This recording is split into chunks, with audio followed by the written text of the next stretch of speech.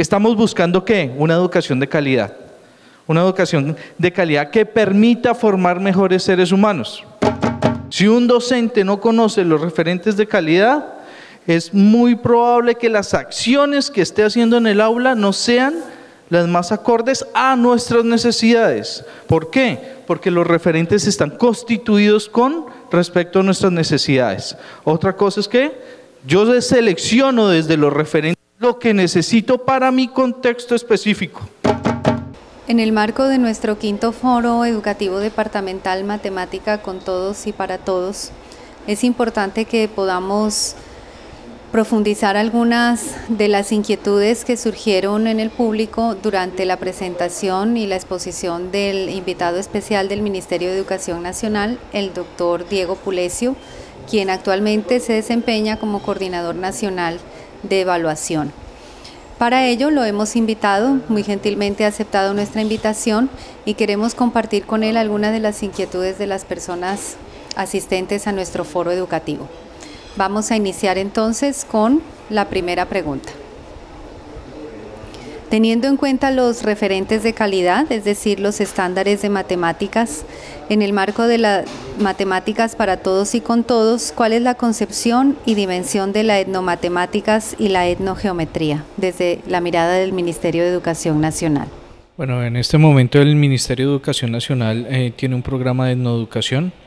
Hay que recalcar que realmente los estándares están elaborados como unos procesos generales específicos que cubren toda la población y son los docentes de acuerdo a sus contextos y a sus situaciones específicas las que utilizan los estándares para trabajar a partir de esos diferentes contextos que se presentan.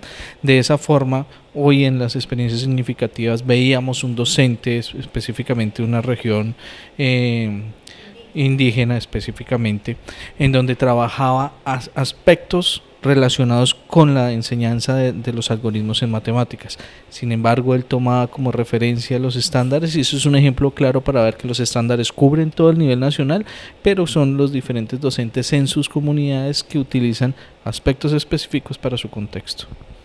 Doctor, con su respuesta podríamos inferir que el tema de los referentes de calidad no se pueden reducir a unas temáticas concretas, ¿verdad? Sino que tienen que ser articuladas a la realidad de los estudiantes y plasmadas en las prácticas educativas de los maestros de acuerdo a esa realidad que se va presentando en cada escenario. De hecho, los estándares no son contenidos. Esa es una de las cosas que hemos trabajado desde el Ministerio de Educación. Cuando uno trabaja los estándares como contenidos, realmente no está entendiendo los procesos de desarrollo de competencias específicas que se tienen planteados en el documento número 3. Lo que tú dices es cierto. No se deben entender los estándares como contenidos, sino como procesos que me permiten trabajar aspectos curriculares. Muy bien, doctor, gracias. Y aunque también se podría agregar que en el contexto de la etnoeducación, los docentes no podrían esperar que el ministerio, digamos, de las pautas o los lineamientos o adecue los estándares a cada grupo o a cada etnia, ¿verdad? Sino que esa interpretación la tiene que hacer cada pueblo, ¿sí? Que desde su territorialidad, desde sus tradiciones, desde sus prácticas ancestrales, debe ir integrando en los procesos pedagógicos. Claro, porque todos los contextos son particulares, es por eso que los documentos son a nivel nacional y de acuerdo a su contexto específico, las regiones establecen su currículo, hacen la construcción de su currículo en las instituciones educativas, de esa forma poder trabajar en sus particularidades específicas. Muy bien, doctor, gracias. Hay otra inquietud que nuestros participantes expresan y es en relación a las diferencias que existen entre la evaluación en el contexto de la educación preescolar básica y media y la diferencia que hay con la evaluación en la educación superior. ¿Qué está pasando en estos dos escenarios tan importantes de la formación de los ciudadanos en el país? Es una pregunta bien compleja porque hay como un corte específico entre la educación preescolar básica y media. Nosotros vemos todo el proceso hasta educación media. En la universidad pues también existe una autonomía institucional. El problema yo creo que radica es realmente en la interpretación que se está haciendo de la evaluación desde la educación básica y media, preescolar básica y media, se está interpretando la evaluación con procesos de formación, con una evaluación formativa, en donde se mire todo el proceso de desarrollo del estudiante y donde el docente pueda retroalimentar esos, a partir de los resultados de los estudiantes, sus procesos también para mejorar esas prácticas educativas. La idea pues sería que también desde la universidad, hablo de facultades de educación, se hable directamente sobre esos mismos procesos, porque tú como docente, si vas a trabajar con tus estudiantes de licenciatura procesos evaluativos, ¿sí? No puedes desconocer los procesos evaluativos que van a encontrarse esos futuros docentes en las aulas actualmente. Entonces sí hay una desintegración, no hay una continuidad con respecto a esos procesos, precisamente porque las interpretaciones de las evaluaciones sí realmente son diferentes. Correcto. No obstante, tengo entendido, usted me corregirá como experto, que uno de los propósitos de la alineación de las pruebas Saber 11 fue precisamente alinear un poco más el proceso de evaluación dentro del sistema de aseguramiento de la calidad, en el sentido de que la evaluación de tercero, quinto, noveno, ¿sí? Se pueda alinear con la Saber 11 y de esa manera con Saber Pro. Entonces no sé si eso va a fortalecer el proceso de valoración o de evaluación en la educación superior, o es simplemente una forma como de ajustar el currículo. Es una forma de cambiar la perspectiva que se tiene de la evaluación, porque tú puedes, con esa alineación, puedes mirar el proceso que tiene la institución, no se podría decir del estudiante, porque tercero, quinto, noveno no evalúa estudiante, no da resultados por estudiante, sino mirar todo el proceso de cambio en la educación hasta llegar a Saber Pro. En ese momento la desarticulación estaba en Saber 11, entonces había un corte, pero sí se puede decirlo de esta forma, una especie de llevar toda la linealidad que le permita establecer cuáles son las dificultades y en qué momentos estoy mirando yo esas dificultades específicas dentro de la formación de los estudiantes. Es por eso que se tiene la alineación, y recalco, o sea, es realmente la concepción que se tenga de la evaluación y cómo estamos utilizando la evaluación para tomar esos resultados en un plan de mejoramiento específico dentro de la calidad de la educación. Otra de las inquietudes que manifiestan los participantes tiene que ver con el eje de formación docente. ¿Cómo intervenir todas las falencias que actualmente tienen las instituciones que forman a los maestros del país para que sus prácticas educativas y sobre todo las evaluativas apunten a la formación por competencias? Realmente el Ministerio de Educación, la ministra de Educación lanzó una reforma a la educación en lo que tiene que ver con las licenciaturas. Una de las sugerencias que se hacen parte de las estructuras es que los estudiantes que están haciendo están formándose para ser docentes, comiencen sus prácticas educativas y se enfrenten a la realidad en los primeros semestres. Creo que esa es una de las formaciones, es uno de los aspectos que hay que tener en cuenta. O sea, mirar, ir al aula, realmente encontrarse con una realidad, porque ahora lo que estamos encontrando nosotros en las facultades de educación específicamente, que aunque hay una buena calidad con respecto a la formación de los docentes, ellos nunca encuentran la realidad en sus prácticas educativas. ¿Sí? Entonces eso le sesga un poco la mirada a los estudiantes, y cuando se encuentran con esa realidad, pues realmente para ellos es muy complejo. Esos programas o esa reforma con respecto a las facultades de educación va a ser una reforma muy importante, precisamente para cambiar todo el esquema educativo, incluir la calidad, invitar a los mejores estudiantes a que estudien la licenciatura, volver a tomar en cuenta que la labor docente es una labor que es reconocida, que es remunerada, ¿sí? Que tiene unas condiciones específicas, porque tú estás trabajando con personas y estás formando personas. Muy bien, doctor. ¿Por qué las matemáticas como tema central de este foro 2014? Mira, es muy complejo. Bueno, cambio la afirmación. Realmente es triste. Yo soy licenciado en matemáticas, ver que los estudiantes le tienen tanto miedo a la matemática. Además es un temor histórico, ¿no? Siempre ha sido una de las dificultades que se ha presentado, y tradicionalmente en la educación ha sido la matemática. ¿Por qué la matemática? Porque precisamente queremos cambiar esa percepción que se tiene. Ya pasar de la materia que todo el mundo sabe que va a perder así y no la conoce y le coge miedo, a una materia en donde tú la ves en todos los contextos y es necesaria para la vida, desde una pequeña visita a la tienda en donde tienes que hacer un montón de procesos de pensamiento en donde utilizas unos números, hasta tu vida profesional.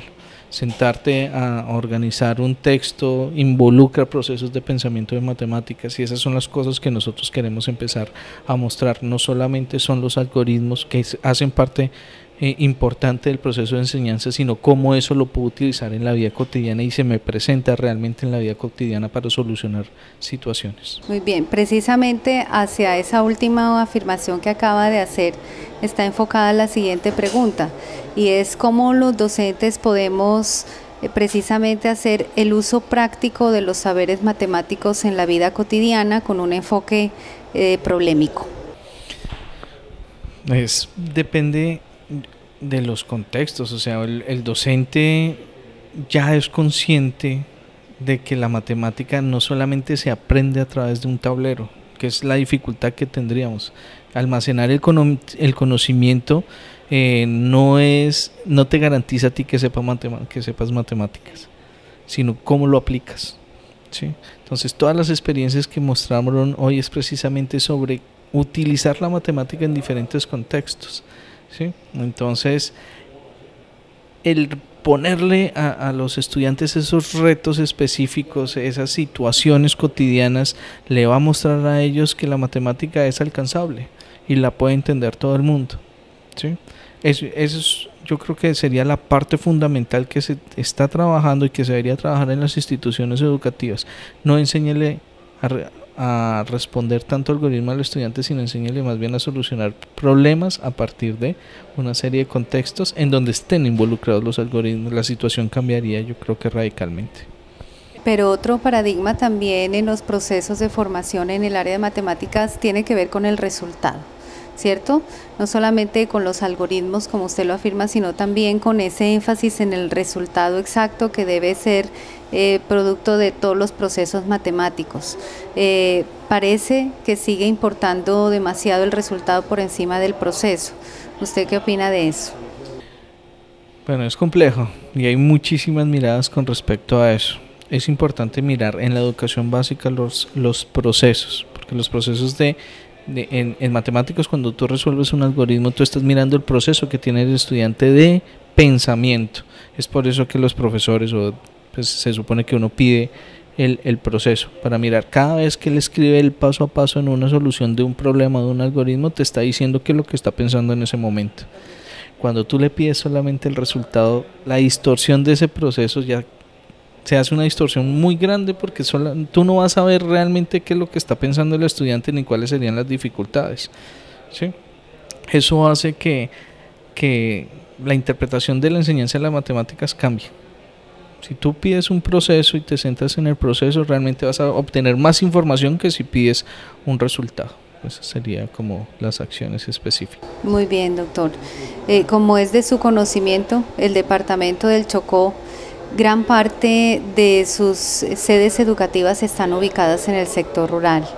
Precisamente un docente del sector rural nos pregunta que si es tan difícil desarrollar procesos de competencias o de formación de competencias en los entornos urbanos, pues lo es mucho más difícil en los entornos rurales. Esto tiene que ver con los ambientes de aprendizaje, porque él aduce que en los contextos rurales los ambientes son un poco más hostiles y más complejos de manejar. ¿Qué estrategias o qué recomendaciones hace usted para que los docentes de matemáticas del sector rural logren efectividad en los aprendizajes de los estudiantes? Mira, una de las cosas que nosotros queremos rescatar de otras regiones y que están implementando esas regiones específicamente para consolidar esas regiones donde nosotros no podemos ir, esos municipios donde nosotros ya queda un poco más complejo acercar el ministerio, son todas las redes.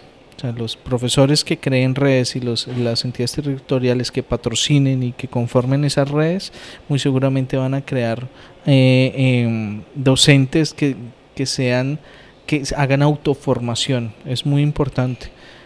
Entre ellos mismos son muy solidarios para solucionar esa serie de situaciones que se presentan con respecto a las áreas. Hay varios ejemplos con respecto a esas redes. Guaviare tiene una red de matemáticas específica que está liderando un profesor. Hay apoyo de la Secretaría en cuanto a consolidar y hacer algunas clases de desplazamientos y formar específicamente a unos docentes, sobre todo de primaria, ¿sí? La red del Quindío.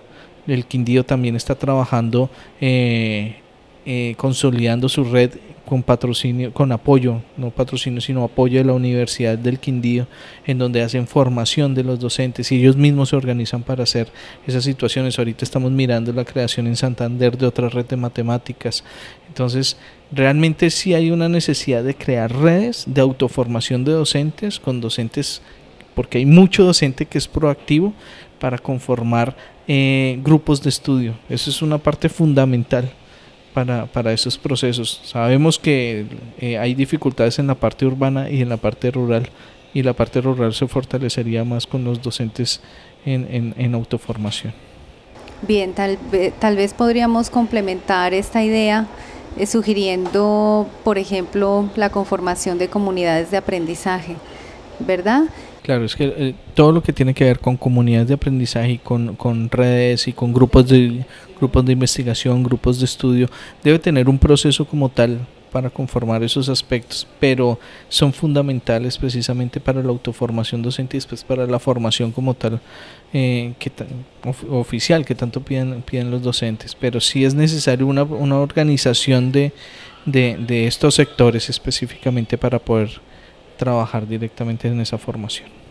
Precisamente en ese aspecto, doctor Diego, nosotros hemos podido fijarnos, por ejemplo, en la formación de los docentes, la baja capacitación o formación, digamos, lo que reciben frente a cómo investigar a partir de la propia práctica pedagógica y cómo investigar a partir del contexto en donde se encuentran.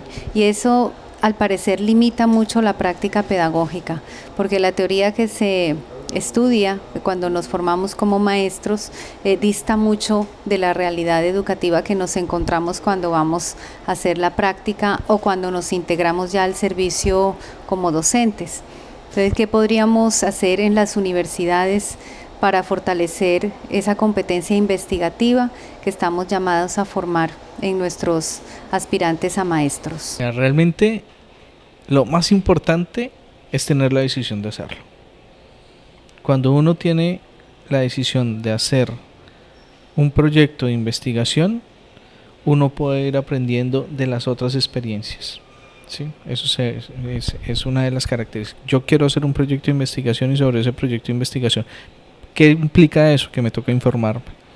Y ahorita hay una amplia gama de formas en que uno se puede informar acerca de las investigaciones.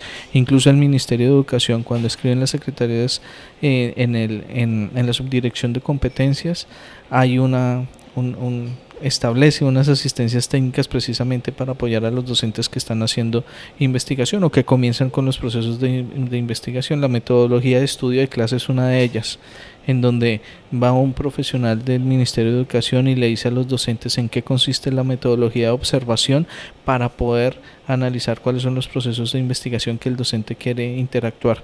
De hecho, lo que presentaron en el foro son proyectos de investigación, comenzando, son proyectos que tienen su base, ya tienen una base por donde comenzaron, entonces simplemente necesitan ser guiados para especificarlos. Por ejemplo, el del dominó que nos presentaron hoy, ¿sí? El trabajo que hicieron con la máquina de lógica matemática. Esos son proyectos de investigación que tienen un inicio. Lo toca hacerlo es potenciar esos procesos de investigación y hacerles un acompañamiento. El ministerio presta esas asistencias técnicas a través de la Secretaría de Educación y saben que estamos para apoyar. Es una muy buena noticia para nosotros apoyarnos en ese trabajo que hace el ministerio en ese sentido. Doctor Pulesio, finalmente, teniendo en cuenta los resultados de las pruebas Saber en el área de matemáticas para los grados 3º, 5º, 9º y 11 en el departamento del Chocó, ¿Qué recomendaciones hace usted como experto en el área de matemáticas y director temático del Foro Educativo 2014 para que esos resultados mejoren? Unas estrategias que los docentes puedan llegar a implementar desde ahora, desde ya, porque la realidad nos deja ver que los resultados aún no son los que esperamos y que es hora de empezar a transformar las prácticas para alcanzar unos aprendizajes efectivos en nuestros estudiantes. Hay varias cosas que me gustaría decir ahí. Desde la práctica y ya como desde la parte contextual y que tiene el ministerio. La primera es querer hacerlo como docente. O sea, concientizarse de que uno puede hacer las cosas y que realmente las quiere hacer.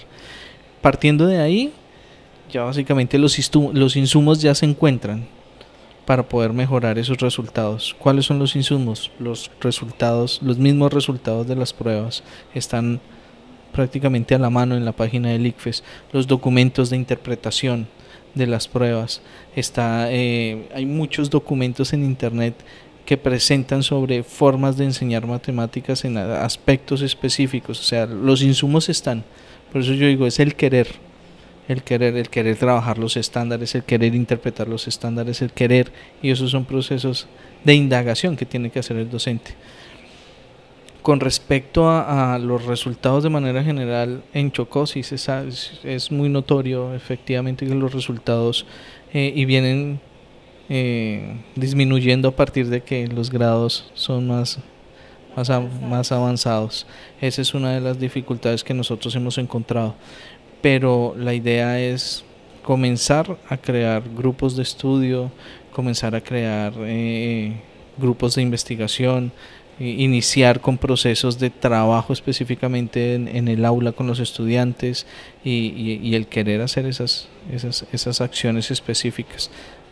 Recalco, los resultados prácticamente es la primera parte para comenzar a trabajar cuáles son las dificultades que se tienen con respecto a los estudiantes. Están a la mano, miremos cuáles son los puntos débiles, porque los resultados me dicen específicamente qué está fallando la institución y sobre eso empezar a trabajar. Pero ¿cómo hacer ese uso pedagógico de los resultados de las pruebas saber en cada uno de los grados evaluados? Es necesario trabajar a partir de áreas. De áreas, claro. Reunirme con los docentes que representan un área. Si vienen profesores de primaria, tiene que haber, aunque los profesores de primaria en su gran mayoría no son formados en áreas, sí deben estar apoyados en los profesores que tienen su área específica, y ese trabajo en área es el que prácticamente plantea la ruta de trabajo para el plan curricular. Es que el plan curricular es una parte fundamental para enfocarme directamente en superar esas debilidades que yo he encontrado en los resultados de las pruebas. ¿Qué actividades específicas? O sea, ya tocaría ir directamente a cada una de las didácticas. En el caso de matemáticas, la resolución de problemas. O sea, la resolución de problemas de su contexto es una parte fundamental, porque eso es lo que le preguntan realmente en las pruebas saber. En las pruebas saber no te van a preguntar a ti un proceso algorítmico, te van a decir qué haces con ese proceso algorítmico. Esa es una gran diferencia que se tiene ahora. Si tú como docente sigues enseñando 2 más 3 igual a 5 en el tablero y nunca lo contextualizas, llegan unas pruebas en donde te dicen específicamente cómo utilizar, o te preguntan más bien cómo utilizar ese algoritmo para resolver ese problema. Y esa es la brecha que nosotros tenemos en este momento. Básicamente está en enseñar a los estudiantes a resolver e interpretar esa clase de problemas. ¿Cómo puede el Ministerio de Educación apoyar a la Secretaría de Educación Departamental del Chocó para mejorar los resultados a nivel de las pruebas saber? Para todas las secretarías de educaciones municipales y departamentales, el Ministerio de Educación presta asistencia técnica solicitada por la misma Secretaría de Educación, es asistencia técnica. Cada una de las subdirecciones tiene unos temas específicos. En el caso de la subdirección de referentes tendría unos temas relacionados con pruebas saber. Incluso el ICFES también tiene unas asistencias técnicas específicas para interpretación de resultados, y es a través de esas asistencias técnicas que el ministerio presta toda la ayuda y el apoyo específicamente para la parte de las pruebas saber. Bien, doctor, le agradecemos muchísimo este valioso tiempo y todas las orientaciones y las recomendaciones que nos ha dado. Muchas gracias a ustedes por la invitación. Pues muy bien, estas fueron las conversaciones que tuvimos con el doctor Diego Pulecio a partir de las preguntas y las inquietudes de los asistentes a nuestro quinto Foro Educativo Departamental Matemática con Todos y para Todos. Esperamos haber resuelto algunas de esas inquietudes, pero sobre todo esperamos que esas recomendaciones que nos acaba de hacer sean tomadas en cuenta cuando volvamos todos desde nuestro rol a trabajar duro por la calidad educativa del Departamento del Chocó. Muchas gracias.